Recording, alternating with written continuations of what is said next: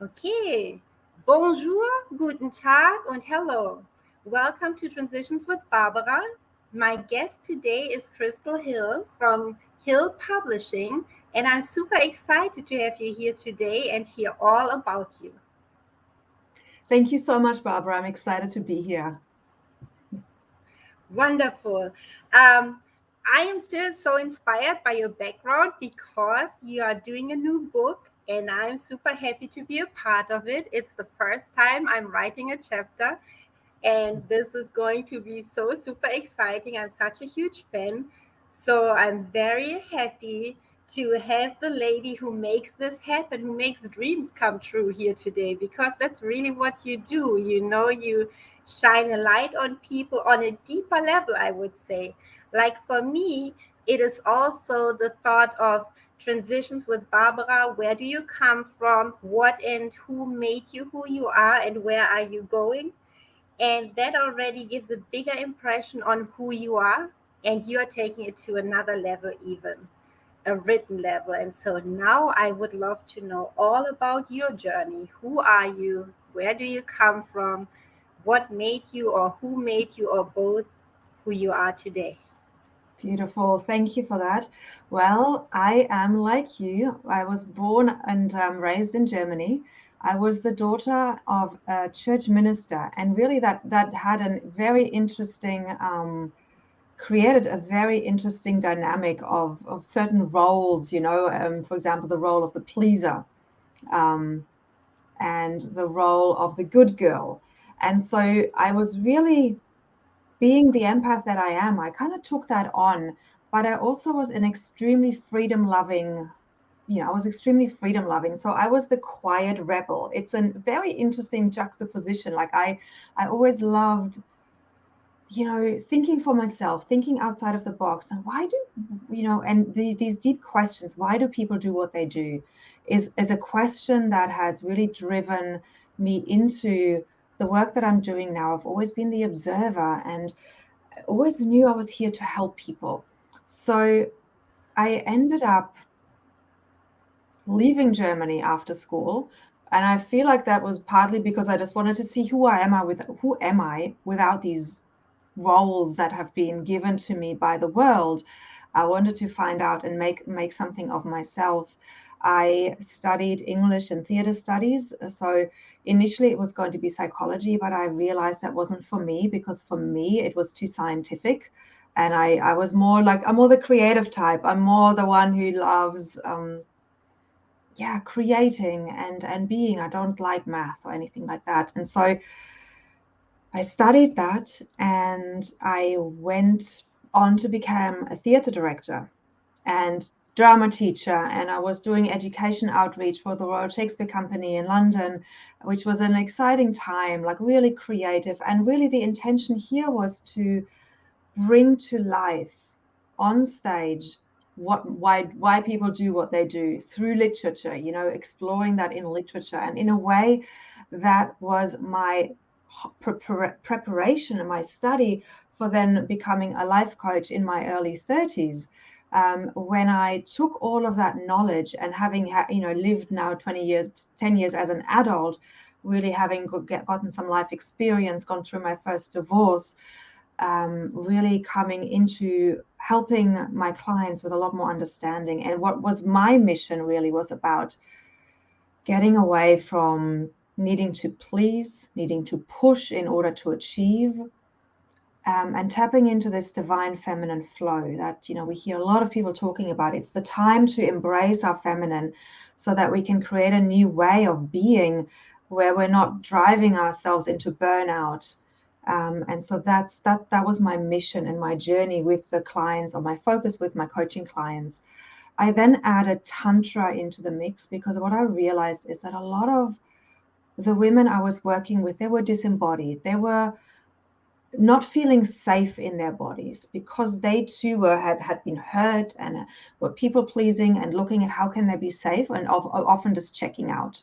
And so I felt that Tantra was a way of bringing them back into their bodies, like learning to work with a light and cultivate the life force experience, the life force energy that we have within ourselves. And so, because how can we how can we make money, and how can we call in abundance in any way, shape, or form if we're not here, if we're not embodied, if we don't have a vessel to hold it in? So that was something I was really, really passionate about, and in a way I still am. So pre-COVID, I was then touring around Australia with my workshops and speaking at Tantra festivals, and that was my main source of income, and all of that shut down. And I was very early, I recognized this isn't going to stop anytime soon. This is going to be there for a longer time. And publishing came into my life at that point. In 2020, I was in 2 compilation books, and then the opportunity came to study it myself and to learn how to do it myself. And I've never looked back. And now I found a way of really combining everything that I've ever done, helping people to, come deeper into getting to know themselves deeper through the writing that they're doing, up leveling in that way, because that's been my background. And that's kind of what I'm bringing into these containers to help this up leveling, not just in terms of visibility, but also in terms of finding a deeper connection to themselves.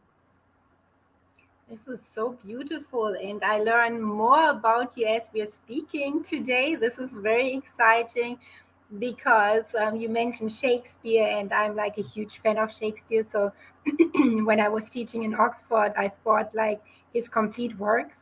It's like a giant book with Yeah. paper, with like really thin paper to get it all in. And I was so excited. And most of my British friends said, like, we had to study this in school. Who in the world would do this voluntarily, But for me, that was heaven. And all the classics you could buy for 99 cents.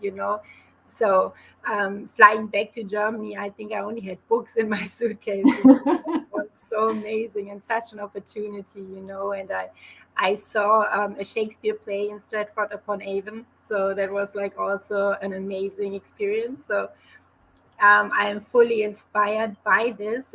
I also use it in the classroom because I feel, again, it's such a great way to express yourself. And like you said, as you are helping people to help heal, because women, especially, like you mentioned earlier on, often tend to people please. And see, here they get a voice, right? They get a voice when they act, they get a voice when they write, they get a voice when they are my guest, and I think this is so important and necessary because the female power is strong. There are many matriarchs too, so I think it's very important. So Yeah, I agree. And I lived in Stratford upon Avon for a little while because I was the resident assistant director on many of the shows at some stage. And what I noticed, like talking about languages, right, is that when I could see a play on stage, yes, English being my second language as well, and all the complicated old English, it was hard for me to read. But the minute I saw it on stage, I understood it so much better. So yes. when we're learning a foreign language, it's like the experience of the added senses of having somebody show it to you is so powerful. Yes, I totally agree. And then also you step from Germany to England to really live the life that you've heard about in school, that you've studied, and now you're here.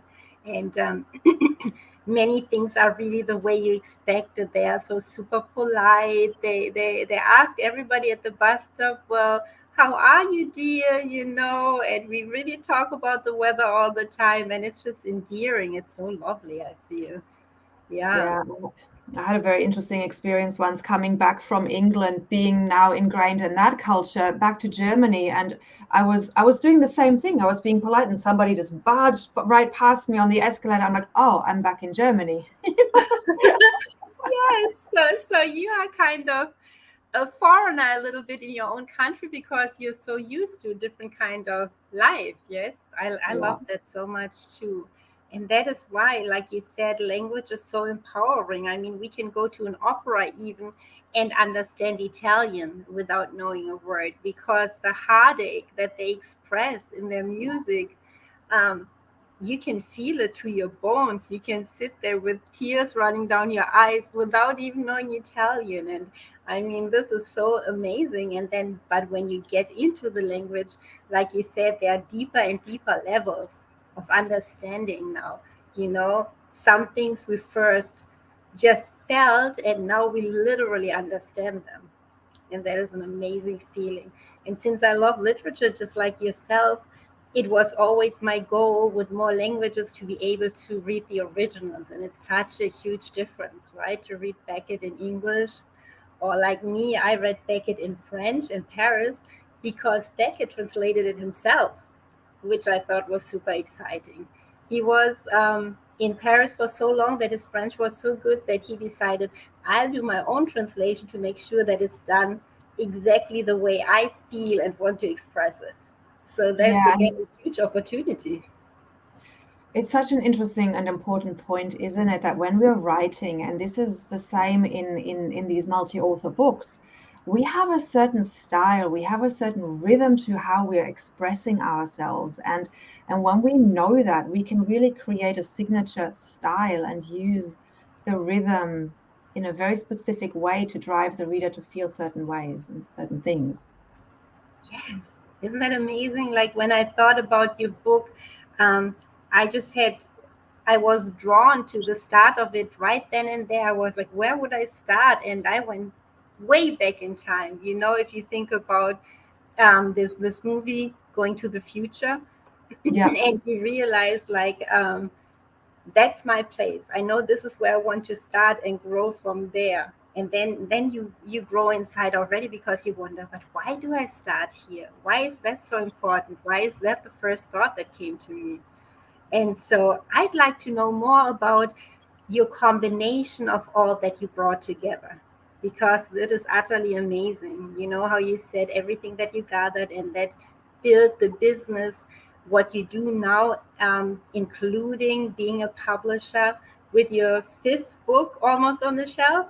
And Yeah. I'm really impressed and amazed. So, how did you put all this together? And when exactly did you transition from England to Australia? And you stayed in the British English, which I also think is so adorable and beautiful. So, first, last question first. I moved to Australia in 2006, and that was there's a beautiful story attached to that. So you have to hold on to these other questions because I'll go into my story and I'll forget them. Um, what happened was I was touring around, basically had a weekend marriage, and I was touring around the country with all the different, I was also working in opera, and there came a point when I realized, or rather the universe made me realize, it's time to focus on your marriage because it's not working. And you can't keep running away and having all these adventures and just ignoring what's going on. And so what I realized is that this relationship, this contract or this marriage was actually over, contract complete. And I needed to take action on that. And so I did. And I gave myself a year to rebuild my theater career, and it didn't happen.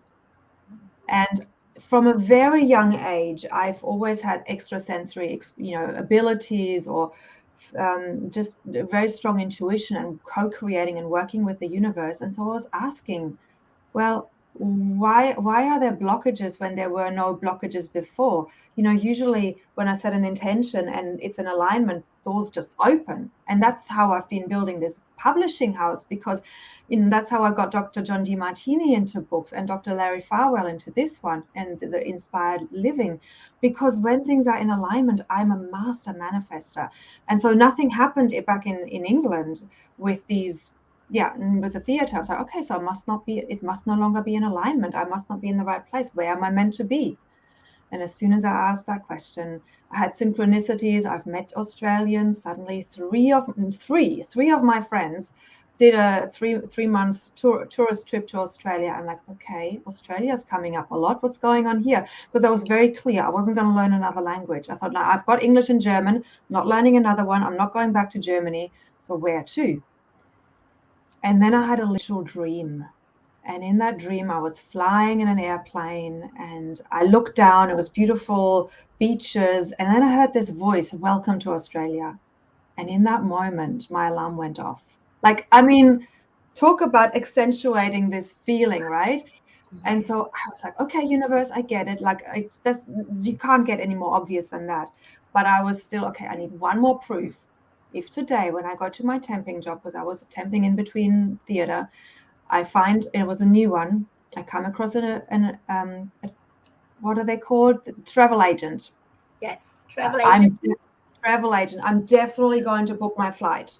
I didn't have Okay. the money at the time. I had to make it work and then put it on a credit card, which was for my tax. And so I just said yes. I jumped, right? Wow. 2 weeks later, that exact money comes back through a job that I'd been banging on a door for forever. That Amazing. exact amount comes back in a translating job. I'm like, okay, you can't make this up. I'm clearly meant to be in Australia, right? So Wow. I've been here since 2006. And again, ever since I came here, everything went back into flow. I got my permanent residency so easily. Well, there were a couple of ups and downs, but at the end of the day, I got it, right? Um, and so I think the second, yeah, let me just pause there for a minute and then you can ask me the second question again. No, but I think you already touched on it a bit when you spoke about your intuitivity, which manifests also in your dream. And I think this is why things happen once you know everything is in alignment. I mean, this is utterly amazing.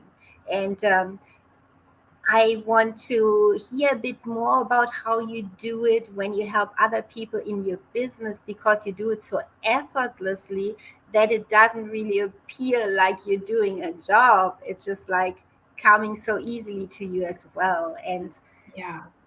Thank you for that. Yeah, and it doesn't feel like a job, and I think when we're in our zone of genius, mhm. work doesn't feel like work. It just comes through. And that's exactly what it is, because I can't even tell you how do I do it. So I think let's just say what I do. So what I do is like when we're, when people come into the books, and they're especially when they're VIPs, they get time with me to really structure the chapter and to say, okay, they're coming and saying, look, I have a vague idea what I want to write about, but really, like, let's just talk about it, let's brainstorm through it and let's find it. And so I ask questions. And but what you already said, Barbara, I just kind of read your energy and I just get it. I don't know how or why, but I think it's starting as a teenager to with that question, why do people do what they do? It's become a lens through which I look. And so the answers, they just come, they're just there. I think that's probably what it is. And then having the background as a transformational life coach where you're actually studying human behavior, and um, it's so embodied within me. It's so second nature. I don't even know. But I had another client the other day, and I was helping her she wanted to create a vision for something that she's doing, and she's probably coming into the book as well, most likely. And so it was a vision for a project, and I just got it. And so the questions I was asking her were some that expanded the vision even more and helped her embody it and really believe in it. And then what we did is we cleared away any fears or blockages, because we all have these different parts. There's a part of us, the higher self, that say, yeah, I'm ready, let's go. And then there's our inner child that's like, oh my God, are we really going there? And so it's that part that we need to help to talk to and to nurture and love and integrate, so that so that the inner child doesn't throw a tantrum or sabotage anything. And so that's the work that we did together as well. And that's all included in the VIP experience of coming into a book, because just before launch there will be the butterflies and oh my God, I'm really sharing this with the world. And so we work with that and we help the nervous system to say, yes, I am. And it's going to be amazing, because the people who are really aligned to me, the people who are soul clients, they will find me because I open everything. Yes, that makes so much sense. And I can relate as a fellow empath also. That's what helps me too with teaching already, like when I taught in public school, and now even more intensified if we are one on one, that you can read people. But I thought in the beginning, when COVID hit, but how do you read people on the computer? You know, this is a different level. And in the beginning, I was like, I wonder how this will work out. And it was no problem whatsoever. Sometimes it almost felt that it was more intensified because there are not all those outer distractions, like when we were in person, there's always something, you're in a restaurant and there are people, but like this, you can totally focus. And I was really surprised how strongly you could experience that. Did you feel that too, that it Mm. intensifies? It's different. But yeah, I from the very beginning, I was also doing phone coaching and video coaching, so it didn't really change that much for me. But the experience for my clients, because there's a lot of people who are like you, it's like, I won't come to you unless it's in person. I need to see and feel and see and feel you. I was like, okay. But you're right, it is exactly the same. And I love how this technology has been able to bring the world even closer together. Yes, I feel the same way. This is such an amazing opportunity, and you can bless so many more people. Then there was something else you said that made me curious. You knew while you were in England that you are not going back to Germany. Why was that? It was because I think having been so ingrained in this German culture around, things are very kind of, they are the way they're very black and white. And there's the rules, and you can't cross a red light even if there's no cars coming without being looked at in a weird way. It's like, oh, she's daring to cross the road. It's like, yeah, there's no cars coming. I have my own, inner compass, and I can break the rules as long as I feel in integrity with myself and things are said. So there was that, and I love Germany. I love going back there, to visit. And of course, there have been moments now when I'm thinking, oh, it would be nice to be there. But at the time, I feel I still needed to experience the Australian spirit, which was helping me to kind of open up more in my heart and not be so regimented in many respects. It helped me to come into my divine feminine. That's what Australia did for me. Where England is still a little bit constricted, and because it's so populated, but in Australia there's this the wideness, like there it feels spacious. Everything is bigger somehow. The spiders are bigger, there's more space, the houses are bigger, everything's bigger, right? And it really, for my soul journey at that point, it was really important to be here to create that expansion.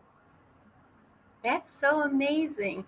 I had a friend like from college still, and she had this experience too. There's something about Australia. Like she went there on vacation, just like you had your examples with three friends, I believe you said, Yeah. and she came back another person. She literally fell in love right then and there, and she was never the same. She like changed and grew over the summer, before my eyes. She came back and she was just different, and she kept going back to Australia. It's her passion. Mm. And I feel the same way. Everybody that I meet there, they have like this openness and bravery also. The bravery to really um, be open, even to the extent of being vulnerable very much, because we Mhm. try to guard ourselves, we guard our hearts. But I feel Australians, they go for it, you know and it's utterly amazing to me. Yeah. And And so, this, go ahead, you go. no, I want to really give it back to you, because you spoke about your femininity that grew in Australia, like you were blooming, and you do bloom, like when you're somewhere, it has like this radiance about you. So, And then you know what, talking about cultures and places, yes. what I realized then, the next step of my journey was to bring to life, awaken the divine masculine, because I was either divine feminine and really beautifully in the flow and all of that, or I was in my wounded masculine, which is like kind of, you've got to do this, and I'm working hard, and I've got to get this stuff done. And so there wasn't the balance. And so I was like, okay, I need to, in order to hold my divine feminine and kind of be calm, and because the divine masculine is there to protect and be present, to give expression to our creative energy, to our divine feminine. And so that I activated in Sedona. in the mountains there. Like there's the masculine, I don't know the name of that mountain, but there's a mountain that holds a lot of masculine energy. And I literally lay on that mountain very consciously saying, okay, I'm bringing this earth element into my being so that I can really have this more harmonious way in which I can move from one to the other, and I can be busy but grounded and don't lose myself in the busyness. That was what Sedona taught me. That's amazing. When did you go there? In what year? Oh, I think 2017. 2017. Oh, quite a while ago already. Yeah, yeah, That is so interesting because, again, coming from the rather strict and organized German culture, when I saw the list, it almost took me a bit away from the book endeavor before. So that's why I was so grateful also that we had the VIP session. I can only suggest it to everybody because, those lists feel like your to-do list, 1, 2, 3, 4, 5, 6, 7, right? 7 questions to answer. Yes. Yes, and I was dreading it. I was like, I want to do it, but I'm creative and I don't know if this can work for me. And it felt a bit like the masculine side to me. And then Mm, we spoke, and you had such a tender way to integrating it and guiding me back to the questions, because in essence we need both. And you did that so beautifully, and it didn't harm my creative process at all. On the contrary, it was like all the bits and pieces, you put them in their perfect spot. So yeah. like a puzzle that by the end of our VIP call was complete. And I was like, now that makes sense. I can work with this and I can still have fun with it. And that was amazing Exactly. too, because when you come from a structured culture, that's not exactly what you're seeking again. Been there, done that. So I can also relate that you didn't go back then. And yeah, how you combined that was really impressive. That's why I wanted to ask you when you did it, 2017 already. How amazing, because it really showed in the conversation. In this, Mm, thank you for that reflection. That means a lot to me. Yeah. yeah, it was really amazing. And it was also interesting, you mentioned a lady, a client, who will possibly join your book project. And how does that happen? How does this intertwine so beautifully? I think, we talked about the know, like, and trust factor, right? Yes. So it's like when somebody sees, I think when somebody realizes that I really see them, I really get them, and then that I'm providing them, like I've got it in the background here, but here's another one, right? I'm providing them with an opportunity to share their vision in a book, and their whole intention right now is to express that vision into the world. It just is the natural next step. Yes, that is so amazing. Yeah, and it feels again so organic. You don't even have to suggest it because like you said, it's the next step because you're like, now you understood me, I know, like, and trust you. With you, I'm even willing to go the next step because like I said, you can't take it away. It doesn't go away again like Snapchat or something. It's like, oh, maybe that was too brave, but I know it's gone in a few minutes or hours, right? Yeah, Whereas the it's book right is here forever. It's in the tangible book. Yes. exactly. And what was I going to say? Um, once somebody has a clear vision and it's really clear, we need to express it. Yes. And then there's something that happens in the meeting and the witnessing as well. When we're being witnessed in our vision, it makes it more real again.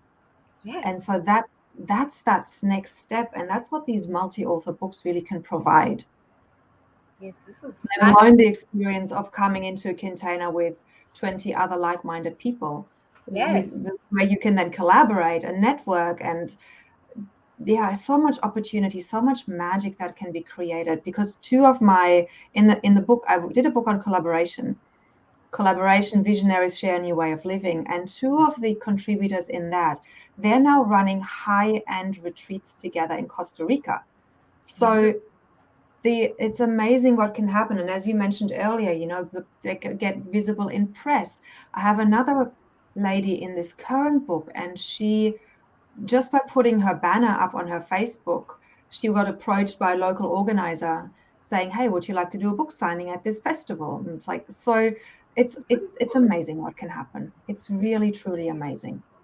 Wow. And so, since this is your fifth book, do you always write a chapter as well? Or are you sometimes so busy that you don't have time for your own writing? So I haven't ever written a chapter in any of the books I've published, but I always write the introduction. So this is my way of just kind of sharing the framework of why the title of the book has come to me and what the inquiry and the exploration is in that. So I bring myself into it a little bit in that way. And then I've got, my biography and about the publishing house at the end. But no, I haven't written a chapter in a long time, like a real chapter, just the introductions. Ah, that's very interesting. And as you go through your introductions, can you witness your own growth as well from book to book? That's hard to say because each introduction has a different, each book has a different topic. So I dive into different topics all the time. Um, but a secret is that every single book has been part of my own journey. I've with this inspired entrepreneurs, like in the last 6 months, I've really looked at, okay, who am I as an entrepreneur? Who am I as a businesswoman? Who am I outside of being a publisher or a coach or whatever other job titles we want to give ourselves? And so that inquiry, I thought, no, this is really interesting to put into a book, especially for coaches and healers who may have a love-hate relationship with having to run a business, to come into a safe container where they'll be understood and drop into what that means to be a businesswoman and that or man, and that money isn't evil. We need money if we want to change the world. We need money and make money if we want to make a bigger contribution. Otherwise, we can just do it on a personal level. And right now, I don't think that's enough, at least not for me. I want to make a bigger contribution back to the world. Yeah, so are you in essence looking into your own legacy too? Because you're also the role model of your children, and is that in the back of your head as well? Yeah, I think it's important for me to have them see me as somebody I will always land on my feet, no matter what the hardships are. They've seen us go through a divorce, like I separated from their father 18 months ago, and that's been really challenging.